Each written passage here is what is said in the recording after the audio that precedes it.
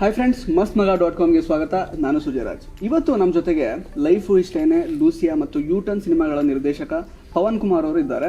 ಸದ್ಯಕ್ಕೆ ದ್ವಿತ್ವ ಸಿನಿಮಾದ ಒಂದು ಪ್ರೀ ಪ್ರೊಡಕ್ಷನ್ ಅಥವಾ ಸ್ಕ್ರಿಪ್ಟಿಂಗ್ ಸ್ಟೇಜಲ್ಲಿ ಅವರು ಬ್ಯುಸಿ ಇದ್ದಾರೆ ಅಂತ ಅನ್ಸುತ್ತೆ. ಸೊ ಅವ್ರ ಹತ್ರ ಮಾತಾಡ್ಸೋಣ, ಮತ್ತು ಸಿನಿಮಾ ಬಗ್ಗೆ ಅವ್ರ ಜೊತೆಗೆ ಕೆಲವು ಚಿಟ್ ಚಾಟ್ ಮಾಡಬೇಕು ಅಂತ ಅಂದ್ಕೊಂಡಿದ್ವಿ. ಆ್ಯಕ್ಚುಲಿ ಅದು ಇವತ್ತು ಸಾಧ್ಯ ಆಗಿದೆ. ಸೊ ಬನ್ನಿ, welcome to the show sir. Thank you. Hello, ಹೇಗಿದ್ದೀರಾ sir? All good.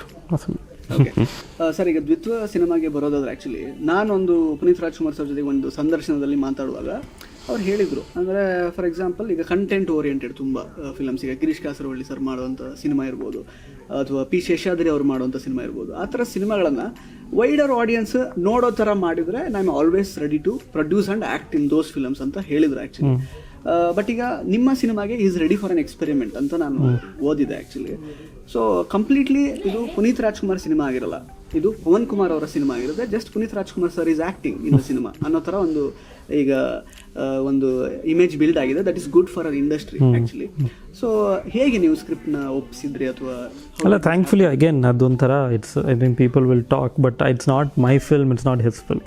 It's a story made into a film which people will, ಅಂದರೆ ಅದನ್ನ ಹೇಗೆ ಎಂಗೇಜಿಂಗ್ ಆಗಿ ಒಂದು ಎಂಗೇಜಿಂಗ್ ಎಕ್ಸ್ಪೀರಿಯನ್ಸ್ ಕೊಡ್ಬೋದು ಅಷ್ಟೇ ಯೋಚನೆ ಮಾಡ್ತಾ ಇರೋದು.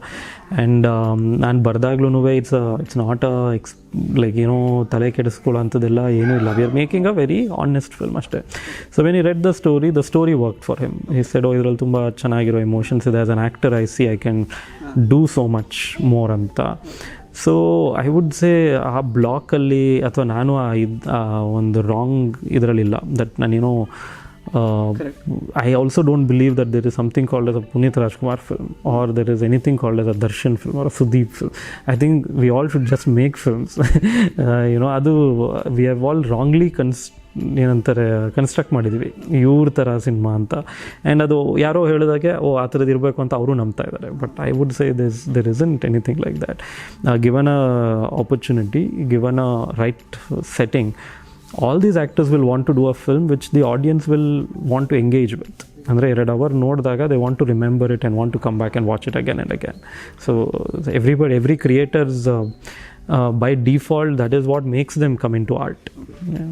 So that's thankfully ಏನಾಗಿದೆ, ಈ ಸತಿ ಪ್ರೊಡ್ಯೂಸರಿಂದ ಹಿಡಿದು ಹೊಂಬಾಳೆ ಅವರಾಗಲಿ, they all felt like ಈ ಕತೆ ಓದಿದಾಗ ಚೆನ್ನಾಗಿದೆ, ಬರೆದಿರೋ ರೀತಿ ಚೆನ್ನಾಗಿದೆ, and we will also do this ಅಂತ. They didn't think will audience like it, they thought we'll make it and we will make audience watch it. ಅಷ್ಟೇ. ಸೊ ಜನ ಡೆಫಿನೆಟ್ ಆಗಿ ನೋಡ್ತಾರೆ.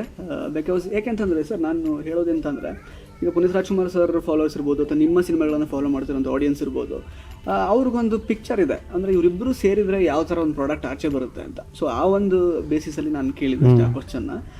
ನೀವು ಸ್ಕ್ರಿಪ್ಟನ್ನೇ ನೀವು ಅಂದರೆ ಕೇಂದ್ರೀಕರಿಸಿ ನೀವು ಸಿನಿಮಾಗಳನ್ನು ಮಾಡ್ತಾ ಹೋಗ್ತೀರಿ, ಅದಕ್ಕೆ ಪಾತ್ರಗಳು ಸೂಟ್ ಆಗ್ತಾ ಇರುತ್ತೆ, ನೀವು ಹಾಕೊಳ್ತೀರ ಅಷ್ಟೇ. ಬಟ್ ಅದೊಂದು ಹೈಪ್ ಒಂದು ಕ್ರಿಯೇಟ್ ಆಗಿರುತ್ತಲ್ಲ, okay Pavan and Puneeth combination, ಅದು ತುಂಬ ಒಳ್ಳೆ ರೀತಿಯಲ್ಲಿ ಇದೆ ಇವಾಗ. ಹೋಪ್ಫುಲಿ ಅದು ನಾನು ತುಂಬ ಸತಿ ಹೇಳ್ತಿರ್ತೀನಿ, ತುಂಬ ಎಕ್ಸ್ಪೆಕ್ಟ್ ಮಾಡಿದ್ರೆ ಚೆನ್ನಾಗಿರೋದು ಕೊಟ್ಟರು ಇಷ್ಟ ಆಗಲ್ಲ ಅಂತ. ಸೊ ಅದಕ್ಕೆ ನಾವು if you see we are not talking about it, ನಾವು ಸುಮ್ಮನೆ ಫಿಲ್ಮ್ ಮಾಡ್ಕೊಂಡು ಹೋಗ್ತಾ ಇದೀವಿ ಅಷ್ಟೇ. ಏನಾಗುತ್ತೆ, if you build too much hype, ಅದು ಒಂಥರ it's all to do with mind, chemicals and everything. Your mind is becoming numb, so ನಾವು ಎಷ್ಟೇ ಚೆನ್ನಾಗಿರೋದು ಕೊಟ್ಟರೆ ಅದು ನಿಮ್ಗೆ ಎಕ್ಸ್ಪೆಕ್ಟೇಷನ್ ಇಲ್ಲದೆ ಹೋಗಿದ್ದರೆ it would have worked for you. But because you built it so high, ಚೆನ್ನಾಗಿರೋದಿದ್ರು you will start feeling it could have been better ಅಂತ. But what is better, you will not have a definition for it. ಮತ್ತು ಆಗಲೇ ನೀವು ಹೇಳ್ತಿದ್ರಿ, ಅಂದರೆ script ವಿಷಯದಲ್ಲಿ ಯಾವುದೇ ಕಾರಣಕ್ಕೂ changes ಅಂತೂ ಮಾಡ್ಕೊಳ್ಬೇಡಿ, ಹೆಂಗಿದೆಯೋ ಅದನ್ನೇ ಬೌಂಡ್ ಸ್ಕ್ರಿಪ್ಟ್ ವಾಟ್ ಒರಿಜಿನಲ್ ಹಾಗೇನೇ ಇರಲಿ ಅಂತ ಪುನೀತ್ ಸರ್ ಹೇಳಿದರು ಅಂತೆಲ್ಲ. ಯಾಕೆ ಆ ಥರ ಹೇಳಿದರು ಅಂತ? I think, see, ಅದೇನೆ they are trying to also change that audience-ಗೆ ಇಷ್ಟ ಆಗತ್ತೆ ಅಂತ ಮಾಡೋದನ್ನು ನಿಲ್ಲಿಸಬೇಕು. that thought is changing. We should do something good and our audience will like it. They like, because ಅದೆಲ್ಲೋ ಒಂದು ಕಡೆ it will connect to them what we are doing. And so ಅದು ಈಗ ನಮಗೆ ಹೆಂಗೆ ಗೊತ್ತು ಅವ್ರಿಗೆ ಇದೇ ಇಷ್ಟ ಆಗುತ್ತೆ. And moods are changing. ಈಗ ನಾವು ಇದು ಇಷ್ಟ ಆಗುತ್ತೆ ಅಂತ ಹೇಳಬೇಕು ಅಂದರೆ we are ಬೇಸಿಂಗ್ it on the result of something previous. ಅದು ಯಾಕೋ ಬೇರೆ ಬೇರೆ ರೀಸನ್ಗೆ ವರ್ಕ್ ಆಗಿರುತ್ತೆ, ಅದು ಮತ್ತೆ ವರ್ಕ್ ಆಗಬೇಕು ಅನ್ನೋ ಯಾವುದೇ ಥರ ಲಾಜಿಕಲ್ ಎಕ್ಸ್ಪ್ಲನೇಷನ್ ಇಲ್ಲ. So I think that everybody is realizing it ನಾವು. ಬೇರೆ ಬೇರೆ ಫಿಲ್ಮ್ಸ್ ಬರ್ತಿದ್ದಂಗೆ ದೇ ಆರ್ ರಿಯಲೈಸಿಂಗ್ ಇದು ಹಿಟ್ ಆಗ್ತಿದೆ ಅಥವಾ ಇದನ್ನು ಜನ ನೋಡ್ತಿದ್ದಾರೆ ಅಂದರೆ because they are finding some connect to it. So ನಾವು ನಮ್ಮ ಪ್ರಯತ್ನ ಅಷ್ಟೇ ಆಗಿರಬೇಕು. ಅಂದರೆ ನಾವು ಮಾಡ್ತಿರೋದು ಹೇಗೆ relatable and how is it engaging, ಅದನ್ನು ಮಾಡಿದ್ರೆ whether it will work or not is up to lot of other things release ಆಗೋ ಟೈಮು, ಕರೆಕ್ಟ್. ಈಗ ಪ್ಯಾಂಡಮಿಕ್ ಇರೋದ್ರಿಂದ ಮೂಡ್ ಎಲ್ಲ ಚೇಂಜ್ ಆಗಿರುತ್ತೆ. So it all depends on various things. Correct. And another thing is actually Puneeth Rajkumar sir actually script selection wise ಅವ್ರು ನೋಡುವಾಗ ಅವ್ರು PRK ಪ್ರೊಡಕ್ಷನ್ಸಿಂದ ಬಂದಿರುವಂತಹ ಸಿನಿಮಾಗಳೀಗ ಒಂದು ಸಿನಿಮಾ ಕೌಲುದಾರಿ ಇರ್ಬೋದು, ಅದರಲ್ಲಿ ತುಂಬ ಒಳ್ಳೆ ಸ್ಕ್ರಿಪ್ಟ್. ಅಂದರೆ ತುಂಬ ಜನ ಈಗ ಅವರ ಫ್ಯಾನ್ಸ್ ಇರ್ಬೋದು, ಅವ್ರು ಅಂದ್ಕೊಳ್ತಾ ಇರ್ತಾರೆ ಪುನೀತ್ ರಾಜ್ಕುಮಾರ್ ಸರ್ ಇದನ್ನು ಮಾಡಿದರೆ ತುಂಬ ಚೆನ್ನಾಗಿರ್ತಿತ್ತಲ್ವ, he is very good at selecting scripts. But ಯಾಕೆ ಅವ್ರು ಮಾಡ್ತಾ ಇಲ್ಲ, ಅವ್ರಿಗೇನಾದರೂ ಭಯ ಇದೆಯಾ, ಕಾಡ್ತಾ ಇದೆಯಾ ಜನಗಳು, ನಾನು ಈ ಥರ ಸಿನಿಮಾ ಮಾಡಿಬಿಟ್ರೆ ಒಂಥರ. ಬಟ್ ಅವ್ರು ತುಂಬ ಪ್ರಯತ್ನಗಳು ಮಾಡಿದ್ದಾರೆ ಮೊದಲೆಲ್ಲ, ಮೈತ್ರಿ ಅನ್ನೋ ಆ ಥರ ಸಿನಿಮಾ ಎಲ್ಲ ಮಾಡಿದ್ದಾರೆ. ಬಟ್ ಯಾಕೆ ಆ ಥರ ಮಾಡ್ತಿಲ್ಲ ಅದೊಂದು ಗ್ಯಾಪ್ ಇತ್ತು, ಅದು ಈ ಮೂಲಕ ಫುಲ್ಫಿಲ್ ಆಗುತ್ತೆ. ಐ ಮೀನ್ ಅವರಿಗೆ ನಾನು ಇಂಟ್ರ್ಯಾಕ್ಟ್ ಮಾಡಿರೋದ್ರಲ್ಲಿ very good sense of world cinema ಇದೆ. ಸೊ ಅವ್ರಿಗೂ ತುಂಬ ಇಷ್ಟ ಇದೆ ಈ ಥರದ್ದು ಮಾಡೋದಕ್ಕೆ. ಐ ಹೋಪ್ ಈ ಥರದ್ದು ಯಾವುದೋ ಒಂದು ನಾವು ಟ್ರೈ ಮಾಡಿದಾಗ if lot of people watch it, then it encourages everybody else to do more ಅಷ್ಟೇ. ನಿಮ್ಮ ಈ ಒಂದು ಸಿನಿಮಾ ಕ್ರೇಜ್ ಅಂತ ಇರ್ಬೋದು ಅಥವಾ ಸಿನಿಮಾ ಫ್ಯಾಸಿನೇಷನ್ ಯಾವ ಕನ್ನಡ ಸಿನಿಮಾಗಳಿಂದಲೇ ಸ್ಟಾರ್ಟ್ ಆಯ್ತಾ ಅಥವಾ ನೀವು ವರ್ಲ್ಡ್ ಸಿನಿಮಾಗೆ ಡೈರೆಕ್ಟ್ ಎಕ್ಸ್ಪೋಸ್ ಆದ್ರೆ ಯಾವ ಥರ ಅಂತ? ನನಗೆ ನಾನು ಆ್ಯಸ್ ಸಚ್ ಸಿನಿಮಾ ಫ್ಯಾಸಿನೇಷನ್ ಅಂತ ಶುರುವಾಗೋದಕ್ಕೆ ನಾಟಕಗಳ ಕಾರಣ. ನಾಟಕ ಎಲ್ಲ ಮಾಡ್ತಿದ್ನಲ್ಲ, ಸೊ ಅವಾಗ ಅಲ್ಲಿರೋ ಟೀಮ್ನವರು ಒಂದಿಷ್ಟು ಫಿಲ್ಮ್ಸ್ ಬಗ್ಗೆ ಮಾತಾಡೋರು, ಇದು ತುಂಬ ಚೆನ್ನಾಗಿದೆ, ಅದು ಯಾವುದೋ ಫ್ರೆಂಚ್ ಚೆನ್ನಾಗಿದೆ, ಜರ್ಮನ್ ಚೆನ್ನಾಗಿದೆ ಅಂತ. ಸೊ ನನಗೇನು ಮಟೀರಿಯಲು ಇರಲಿಲ್ಲ, ಎಲ್ಲಿ ನೋಡಬೇಕು ಅನ್ನೋದು ಗೊತ್ತಿರಲಿಲ್ಲ. ಬಟ್ ನನಗೆ ಏನು ನಾವು ಇಂಡಿಯನ್ ಸಿನಿಮಾ ಅಂತ ಏನು ನೋಡ್ತಿರ್ತೀವಿ, ಹಿಂದಿ ಆಗಲಿ ಅಥವಾ ಟಿ ವಿಲಿ ಏನು ಬರ್ತಿತ್ತು ಅಥವಾ ಒನ್ಸ್ ಇನ್ ಅ ವೈಲ್ ಥಿಯೇಟರಿಗೆ ಕರ್ಕೊಂಡು ಹೋಗಿ ತೋರಿಸೋರು. ಸೊ ಅದನ್ನು ಬಿಟ್ಟರೆ ನನಗೆ ಜಾಸ್ತಿ ಅಂತ ನಾನು ಹುಡುಕೊಂಡು ಹೋಗಿ ನೋಡಿದ್ದೆಲ್ಲ ಜಾಸ್ತಿ world cinema. So I would say that my influences ಅಥವಾ ಇಷ್ಟ ಆಗಿದ್ದು ನ್ಯಾರೇಟಿವ್ ಫಾರ್ಮ್ಯಾಟ್ ಆಗಲಿ ಅದೆಲ್ಲ ಜಾಸ್ತಿ ಅಲ್ಲಿದಿರುತ್ತೆ. ಸೊ ಕನ್ನಡ ಸಿನಿಮಾಗಳಲ್ಲಿ ನೋಡಿದ್ದೀನಿ, ಇದೆ ಅಂದರೆ ಬಟ್ ತುಂಬ ನೋಡ್ತಿದ್ದೆಲ್ಲ ನಾನು ಇನ್ನೂ ಸ್ಕೂಲ್ ಟೈಮಲ್ಲಿದ್ದ, ಕಾಲೇಜ್ ಬರ್ತಿದ್ದಂಗೆ the kind of gang I was with ಅದು ಜಾಸ್ತಿ ಇಂಗ್ಲೀಷ್ ಆ್ಯಂಡ್ ಇದಕ್ಕೆ ಚೇಂಜ್ ಆಗೋಯ್ತು. ಬಟ್ ಸ್ಕೂಲಲ್ಲಿದ್ದಾಗೆಲ್ಲ ನೋಡಿದ್ದು ಟಿ ವಿಲಿ ಜ್ಞಾಪಕ ಇದೆ ಅಫ್ಕೋರ್ಸ್. ಸೊ ಸರ್, ಈಗ ನೀವು ಆ್ಯಕ್ಚುಲಿ ಆ್ಯಕ್ಟಿಂಗ್ ಮಾಡಬೇಕು ಅಂತ ಫಸ್ಟ್ ನಿಮಗೆ ಉದ್ದೇಶ ಇದ್ದಿದ್ದು before getting into writing and direction stuff ಅದೆಲ್ಲ. ನಾನು ಆ್ಯಕ್ಚುಲಿ ಲೈಫು ಇಷ್ಟೇನೆಯಲ್ಲಿ ಕೆಲವು ಆ ಪಾತ್ರ ಮತ್ತು ಮನ್ಸಾರಲ್ಲಿ ನಿಮ್ಮ ಪಾತ್ರಗಳೆಲ್ಲ ನೋಡುವಾಗ ತುಂಬ ಫನ್ನಿ ಅಂತ ಅನಿಸಿದೆ. ಆ್ಯಕ್ಚುಲಿ ನೀವು ಇಂಥ ದೊಡ್ಡ ರೈಟರ್ ಎಲ್ಲ ಒಳಗಡೆ ಇದ್ದಾರೆ ಅಂತ ಡೆಫಿನೆಟಾಗಿ ಆ್ಯಸ್ ಎ ಕಾಮನ್ ಆಡಿಯನ್ ನನಗಂತೂ ಅನಿಸಿರಲಿಲ್ಲ. ತುಂಬ ಜನಕ್ಕೆ ಅದೇ ಫೀಲ್ ಆಗಿದೆ ಆ್ಯಕ್ಚುಲಿ. ಅಂದರೆ ಆ ಮನಸಾರಲ್ಲಿ ಒಂಥರ ಅದು ಹುಚ್ಚನ್ ರೋಲು, ಅದು ಯಾರು ಪೆಂಗಂತರ ಇದಾನಲ್ಲ ಇವರು ಅಂತ ತುಂಬ ಜನ ಹೇಳಿದ್ದಾರೆ. ಇವ್ರು ಈ ಥರ ಎಲ್ಲ ಸಿನಿಮಾ ಮಾಡ್ತಾರ ಮುಂದೆ ಅನ್ನೋದೆಲ್ಲ ಅನ್ಕೊಂಡೇ ಇರಲಿಲ್ಲ ಆ್ಯಕ್ಚುಲಿ. ಸೊ ಆ ಸಿನಿಮಾದ ಸಂದರ್ಭಗಳಲ್ಲಿ ನೀವು ಆ ಕ್ಯಾರೆಕ್ಟರೈಸೇಷನ್ ಎಲ್ಲ ಯಾವ ಥರ ಮಾಡ್ಕೊಂಡ್ರಿ ಅಂತ ಆ ಎರಡು ಸಿನಿಮಾ? ಅದೇ as such as I mean ನನ್ನ ಮೀಟ್ ಮಾಡೋರು ಕೂಡ they don't believe that I can act. But as soon as I pick up ಒಂದು ಆ್ಯಕ್ಟಿಂಗ್ ಥರದ್ದು ಏನಾದರೂ ತೊಗೊಂಡಾಗ ಅದು ಒಂಥರ it changes me completely. So it's been interesting journey. ನನಗೆ ಎಲ್ಲೂ ನಾನು ಇದೇ ಥರದ ಪಾತ್ರಗಳು ಮಾಡಬೇಕು ಅಥವಾ I like being the underdog, I like doing the funny things, humour create ಮಾಡೋವಂಥದ್ದು. So I enjoy those kind of. ಅಂದರೆ ನನಗೆ ಫಸ್ಟ್ ಸಿಕ್ಕಿದ್ದೇನೆ ವಾಸನೆ Babu, which was completely different. ಯಾರೂ ಇವತ್ತಿಗೂ ನಂಬಲ್ಲ ಅದು ನಾನು ಮಾಡಿದ್ದೆ ಅಂತ. ಅದು ನನ್ನ ಪರ್ಸ್ನಾಲಿಟಿಗೆ ಯಾವುದಕ್ಕೂ ಮ್ಯಾಚ್ ಆಗದೆ ಇರೋವಂಥ ಪಾತ್ರ. But I think as an actor that is what is fun, that ನೀವೇನು ಆ್ಯಸ್ ಅ ನಾರ್ಮಲ್ ಪರ್ಸನ್ ಇದ್ದೀರಾ ಅದನ್ನು ಬಿಟ್ಟು ಕಂಪ್ಲೀಟ್ಲಿ ಬೇರೆ ಏನೋ ಮಾಡೋವಂಥದ್ದು ಆಪರ್ಚುನಿಟಿ ತುಂಬ ಕಡಿಮೆ ಜನಕ್ಕೆ ಸಿಗೋದು. So I have enjoyed those bits. Okay sir, ಈಗ ಯೋಗರಾಜ್ ಭಟ್ ಸರ್ ಜೊತೆಗೆ ನೀವು ಕೆಲಸ ಮಾಡಿದ್ರಿ, ಅಸೋಸಿಯೇಟ್ ಡೈರೆಕ್ಟರ್ ಆಗಿದ್ರೆ. ಬಟ್ ಅವರು ಒಳ್ಳೆ ಅಂದರೆ ಸಾಹಿತ್ಯ ಬರೀತಾರೆ, ನಿಮಗೆ ಆ ಥರದೊಂದು ಲಿರಿಕ್ಸ್ ಬರೆಯುವಂಥ ಒಂದು ಇಲ್ಲ. ನನಗೆ ಲ್ಯಾಂಗ್ವೇಜ್ ಮೇಲೆ ಅಷ್ಟು ಕಂಟ್ರೋಲ್ ಇಲ್ಲ. ಅಥವಾ ಅಂದರೆ ನಂದೇನಾಯಿತು, ನಾನು ತುಂಬ ಅರ್ಲಿ ಎಜುಕೇಷನಲ್ಲಿ ನಮ್ಮ ಫ್ರೆಂಡ್ ಗ್ಯಾಂಗ್ ಎಲ್ಲನೂ it became very English oriented. So ನಮ್ಮ ಥಿಂಕಿಂಗ್ ಲ್ಯಾಂಗ್ವೇಜ್ ಆಗಲಿ it was all very English. In fact ನಾನು ಇಲ್ಲಿ ಭಟ್ರ ಜೊತೆ ಕೆಲಸ ಮಾಡೋಕ್ಕೆ ಬರೋ ಅಷ್ಟೊತ್ತಿಗೆ my connection with Kannada had diluted ತುಂಬ. ಯಾಕೆಂದರೆ ನಾನು ನಾಟಕಗಳು ಇಂಗ್ಲೀಷ್ನಲ್ಲಿ ಮಾಡ್ತಾಯಿದ್ದೆ. ಸೊ ಯಾವಾಗ ನಾನು ಇವ್ರ ಜೊತೆ ಬಂದೆ, ಇವರು ಜಯಂತ್ ಕಾಯ್ಕಿನಿಯವರು, ಸೂರ್ಯ ಅವ್ರ ಜೊತೆ 3 ವರ್ಷ ಆಲ್ಮೋಸ್ಟ್ ಅದೇ ಟೀಮಲ್ಲಿದ್ನಲ್ಲ, ಅವಾಗ ಜಾಸ್ತಿ ಕೇಳೋಕ್ಕೆ ಶುರು ಮಾಡಿ ಮತ್ತೆ ಇಟ್ ಕೈಂಡ್ ಆಫ್ ರೀಇಗ್ನೈಟೆಡ್. ಬಟ್ ಅಷ್ಟೊತ್ತಿಗೆ ನನಗೆ ನಾವೇನು ಆಡ್ ಭಾಷೆ ಅಂತೀವಿ, ಸೊ ಅಷ್ಟು ಬರುತ್ತೆ. ಆ್ಯಂಡ್ ಡೈಲಾಗ್ಸ್ ನಾನೇ ಬರೀತೀನಿ. ಸೊ ನನ್ನ ಪಾತ್ರಗಳು ನೀವು ನೋಡಿದ್ರೆ ವೆರಿ ಅರ್ಬನ್. ನಾನು ಏನು ನೋಡಿರ್ತೀನಿ ಅಥವಾ ನನಗೆ ಯಾರು ಪರಿಚಯ ಇದ್ದಾರೆ ಅಂಥದ್ದು. ಸಾಹಿತ್ಯ ಎಲ್ಲ ಬರೆಯೋಷ್ಟು ಅಷ್ಟು ಹೋಲ್ಡ್ ಇಲ್ಲ ಲ್ಯಾಂಗ್ವೇಜ್ ಮೇಲೆ. ಬಟ್ ಅವ್ರು ಬರೆದಿದ್ದಾಗ ಅದು ಅದರಲ್ಲಿ ಏನು ಅರ್ಥ ಬರುತ್ತೆ, ಅದು ನಮ್ಮ ಸೀಕ್ವೆನ್ಸಿಗೆ ಅಥವಾ ನಮ್ಮ ಫಿಲ್ಮ್ಗೆ ಮ್ಯಾಚ್ ಆಗ್ತಿದೆಯಾ, ಆ ಜಡ್ಜ್ಮೆಂಟ್ ಇದೆ. But to bring words together ಅದು ಸ್ವಲ್ಪ ಇಂಗ್ಲೀಷಲ್ಲಿ ಈಸಿ, ಕನ್ನಡದಲ್ಲಿ ಬರೋದು. ಸರ್ ಇವಾಗ ಇನ್ನೊಂದು ಲೂಸಿಯಾ ಸಿನಿಮಾದಲ್ಲಿ ಆ್ಯಕ್ಚುಲಿ ನಿಮ್ಮ ರಿಷಬ್ ಶೆಟ್ಟಿ ಅವರು ಒಂದು ಪಾತ್ರ ಮಾಡಿದ್ದಾರೆ ಆ್ಯಕ್ಚುಲಿ. ಸೊ ರಿಷಬ್ ಶೆಟ್ಟಿ ಈಗ ಒನ್ ಆಫ್ ದ ಅವರು ಕೂಡ ಹೊಂಬಾಳೆ ಫಿಲ್ಮ್ಸಿಗೆ ಈಗ ಅವರು ಕೂಡ ಒಂದು ಚಿತ್ರ ಮಾಡ್ತಾ ಇದ್ದಾರೆ, ಮೊನ್ನೆ ಕೂಡ ಅನೌನ್ಸ್ ಆಯಿತು ಆ್ಯಕ್ಚುಲಿ. ಸೊ ನಿಮ್ಮ ಮತ್ತು ರಿಷಬ್ ಶೆಟ್ಟಿ ಅವರ ಒಂದು ಆ ಕ್ಯಾಸ್ಟಿಂಗ್ ಹೇಗಾಯಿತು ಅಂತ ಲೂಸಿಯಾ ಸಿನಿಮಾ? ಐ ಥಿಂಕ್ ಅವಾಗ he was not director. I think ಅವಾಗ he was only looking for acting opportunities. ಆಗ ನನ್ನ ಲೈಫು ಇಷ್ಟನೇ ಆಗಿತ್ತು. ಅಗೇನ್ ನನ್ನ life Ishtene producer knew him. So Rishab had told him it since ಯಾವುದಾದ್ರೂ ಆಪರ್ಚುನಿಟೀಸ್ ಇದ್ದರೆ ಹೇಳಿ ಅದು ಇದು ಅಂತೆಲ್ಲ. ಆ್ಯಂಡ್ ಅಷ್ಟೊತ್ತಿಗೆ ಅವ್ರ ಲೈಫ್ ಇಷ್ಟೇ ನೋಡಿದ್ರೇನು. And he had shown his interest in working. So ನನಗೆ ರಿಷಬ್ ಗೊತ್ತಿರೋ ರೀತಿ 2012 who was looking for more acting opportunities. And so when we were casting we thought okay ಇದೊಂದಿದೆ ಅಂತ ಐ ಟೋಲ್ಡ್ ಹಿಮ್. ಆ ಪಾಯಿಂಟಲ್ಲಿ he said he would want to do anything ಅಂತ. So that's how he came in.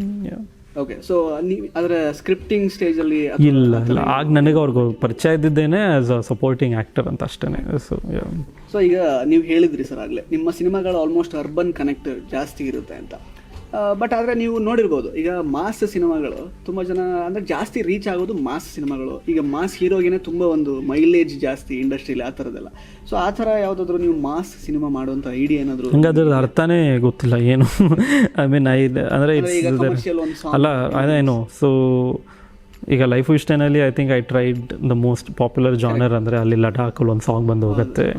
So ಅದು ಒಂದು format ಇತ್ತು. But did I completely believe in it? ಇಲ್ಲ. But I was told ಅವ್ರು ಆ ಥರದ್ದು ಮಾಡಿದ್ರೇ ವರ್ಕ್ ಆಗುತ್ತೆ. ಇಫ್ ಯು ಸಿ ಲೂಸಿಯಾಯಿಂದ ಆಚೆ we have never done anything like that.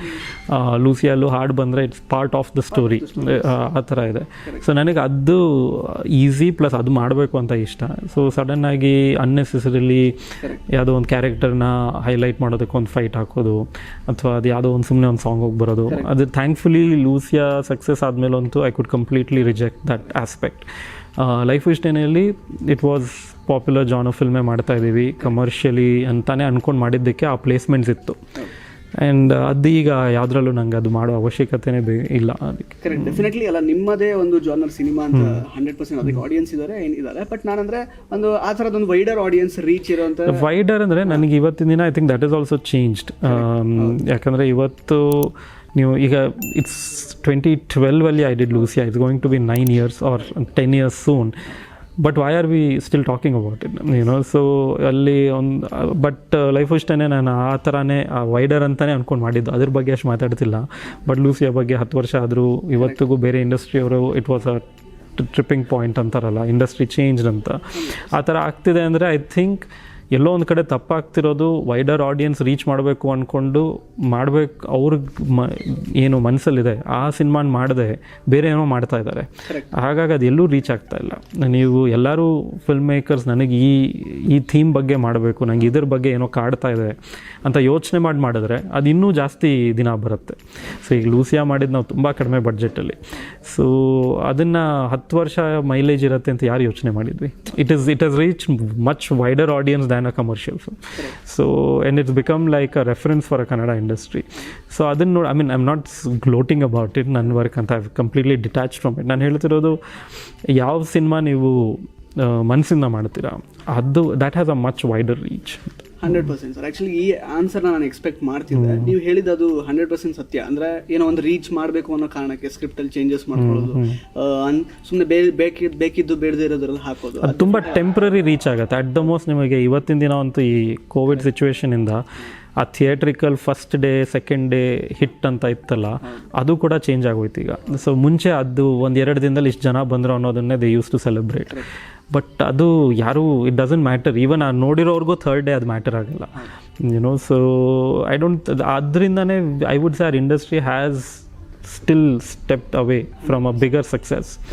ಬೇರೆ ಇಂಡಸ್ಟ್ರಿಯಲ್ಲಿ ಎಸ್ಪೆಷಲಿ ಮಲಯಾಳಮಲ್ಲಿ there are many good common man stories. ಅವ್ರು ಯಾವಾಗಲೂ 6-7 ವರ್ಷದಿಂದ ಮಾಡಿರೋ ಸಿನಿಮಾಗಳು ಅದ್ರ ಬಗ್ಗೆ ಇವತ್ತು ಮಾತಾಡ್ತೀವಿ ಅಥವಾ ನೋಡಿದ್ರೆ ಇವತ್ತು ಒಂದು ಇಂಪ್ಯಾಕ್ಟ್ ಇರುತ್ತೆ. ಯಾಕಂದರೆ ಅವರೆಲ್ಲನೂ ಎಲ್ಲೋ ಒಂದು ಕಡೆ ಆ ಬಿಗ್ ಹಿಟ್ ಅನ್ನೋ ಅಟೆಂಪ್ಟಲ್ಲಿ ಮಾಡಲಿಲ್ಲ. ನಮಗೆ ಈ ಸ್ಟೋರಿ ನರೇಟ್ ಮಾಡಬೇಕು ಅಂತ ಅನಿಸ್ತದೆ ಅಂತ ಮಾಡಿದ್ರು, which is why it's all a success. Sir, ಈಗ ನಿಮ್ಮ ಸಿನಿಮಾಗಳನ್ನು ನೋಡ್ತಾ ಹೋದರೆ ಆಲ್ಮೋಸ್ಟ್ ಅಲ್ಲಿ ಒಂದು ವಿಷಯ ನಮಗೆ ಕ್ಲಿಯರ್ ಆಗ್ತಾ ಹೋಗುತ್ತೆ. ಅಂದರೆ ನಿಮ್ಮ ತಲೆಯಲ್ಲಿ ಏನಿದೆಯೋ ನಲ್ಲಿ ಏನೊಂದು ಪಿಕ್ಚರ್ ಕೊಡಬೇಕು ಅಂತಿರುತ್ತೋ, ನಿಮ್ಮ ಸಿನಿಮಾದ ಮೂಲಕ ಏನೊಂದು ಸಬ್ಜೆಕ್ಟ್ನ ದಾಟಿಸ್ಬೇಕು ಅಂತಿರುತ್ತೋ ಅದಕ್ಕೆ ಮಾತ್ರ ನೀವು ಬದ್ಧವಾಗಿರ್ತೀರ. ಅದಕ್ಕೆ ರೆಸ್ಪಾನ್ಸ್ ಯಾವ ಥರ ಬರ್ಬೋದು ಅನ್ನೋದನ್ನು ನೀವು ಥಿಂಕ್ ಮಾಡಿಲ್ಲ. ಅಂದರೆ ಡೆಫಿನೆಟ್ಲಿ ನನ್ನಲ್ಲಿರುವಂಥ ಒಂದು ಥಾಟ್ ಒಂದು ಪರ್ಟಿಕ್ಯುಲರ್ ಸೆಟ್ ಆಫ್ ಆಡಿಯನ್ಸಿಗೆ ರೀಚ್ ಆಗೇ ಆಗುತ್ತೆ ಅನ್ನೋ ಒಂದು ನಂಬಿಕೆಯಲ್ಲಿ ನೀವು ಮಾಡ್ತೀರಾ ಅಂತ ನಾನು ಅನ್ಕೊಂಡಿರೋದು ಆ್ಯಕ್ಚುಲಿ. ಅಂದರೆ ನೀವು ಜನಕ್ಕೆ ಬೇಕಾಗಿ ಈ ಅಂಶ ಇಟ್ಟರೆ ಚೆನ್ನಾಗಿರ್ಬೋದು ಆ ಥರ ಎಲ್ಲ ನೀವೇನಾದರೂ ಸ್ಕ್ರಿಪ್ಟಲ್ಲಿ ಇಲ್ಲ. ಸೊ ನನಗೆ ಅವ್ರಿಗೆ ಇಷ್ಟ ಆಗತ್ತೆ ಅಂತ ಮಾಡಲ್ಲ.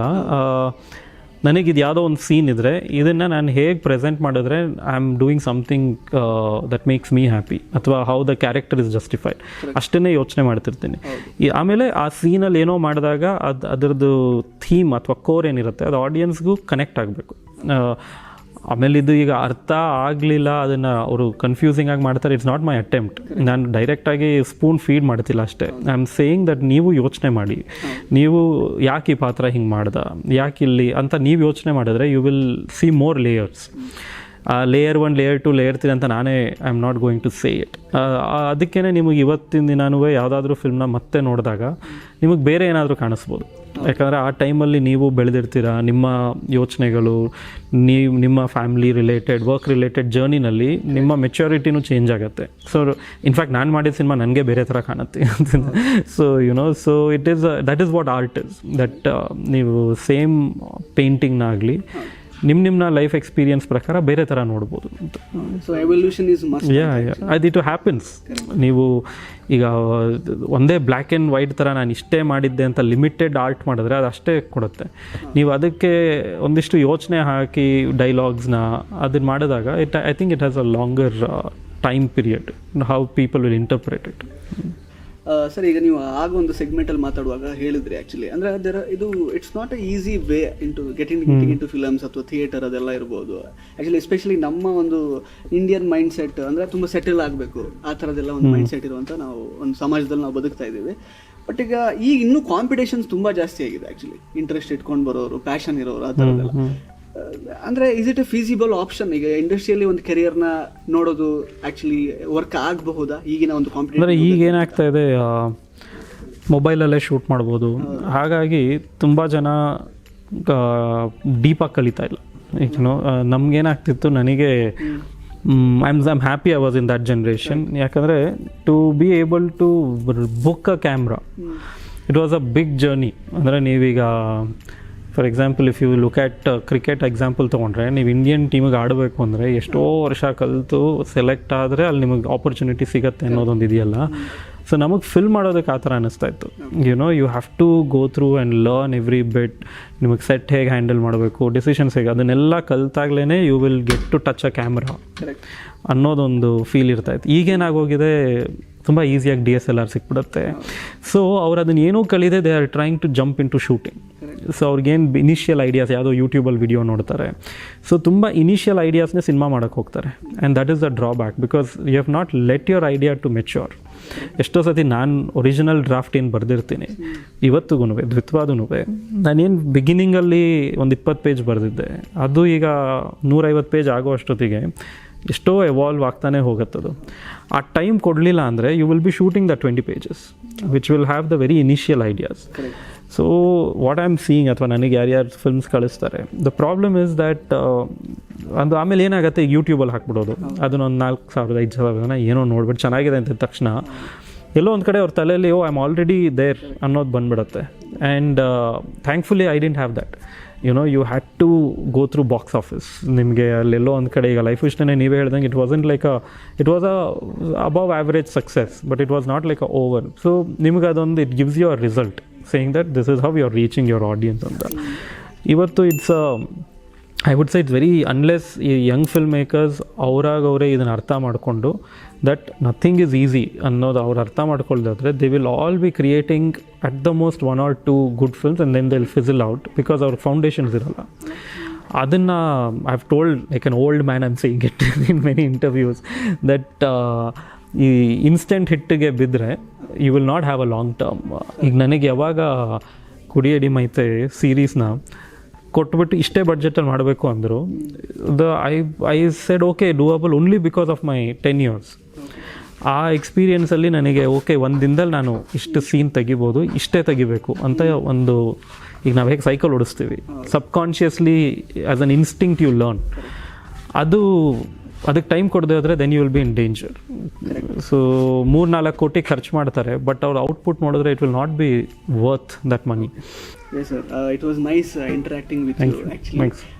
So ಈಗ ಒಂದು ಇಂಜಿನಿಯರಿಂಗ್ ಬ್ಯಾಕ್ಗ್ರೌಂಡ್ ಇಂದ ಬಂದಿರುವಂತಹ ಆಕ್ಚುಲಿ ವಿದ್ಯಾರ್ಥಿಗಳು ಅಥವಾ ಪರ್ಸನ್ಸ್ ಏನಿದ್ದಾರೆ ತುಂಬ ಜನ ಈಗ ಸಕ್ರಿಯವಾಗಿದ್ದಾರೆ ಇಂಡಸ್ಟ್ರಿಯಲ್ಲಿ. ಆಕ್ಚುಲಿ ನೀವು ಅದಕ್ಕೆಲ್ಲ ಒಂದು ಒಳ್ಳೆ ಉದಾಹರಣೆ ಆಗಿ ಅಂದರೆ ನಿಲ್ತಿರೋ ಒಳ್ಳೆ ಫಿಲಮ್ ಮೇಕರ್ಸ್ ಅಂತ ಕೆಲವರಿಗೆಲ್ಲ ಈಗ ಬಂದಿದೆ. Rakshit Shetty sir is from engineering background. ತುಂಬ ಜನ ಇಂಜಿನಿಯರ್ಸ್ ಈಗ ಡೈರೆಕ್ಟರ್ಸ್ ಆಗ್ಬಿಟ್ಟಿದ್ದಾರೆ. ಅದರಲ್ಲಿ ಒಂದು ಅಗ್ರ ಪಂಕ್ತಿಯಲ್ಲಿ ನೀವು ನಿಲ್ತಾ ಇದ್ದಾರೆ ಇವಾಗ. ತುಂಬ ಒಳ್ಳೊಳ್ಳೆ ಸಿನಿಮಾಗಳನ್ನು ಮಾಡಿ ಆ್ಯಂಡ್ ದ್ವಿತ್ವ ಮೇಲೆ ಒಳ್ಳೆ ಎಕ್ಸ್ಪೆಕ್ಟೇಷನ್ಸ್ ಇದೆ, ಅದು ಕೂಡ ಚೆನ್ನಾಗಿ ರೀಚ್ ಆಗಲಿ, ನಿಮಗೆ ಒಳ್ಳೆ ಯಶಸ್ಸು ಸಿಗಲಿ ಇಬ್ಬರಿಗೂ ಕೂಡ. And all the best. Thank you everyone. S.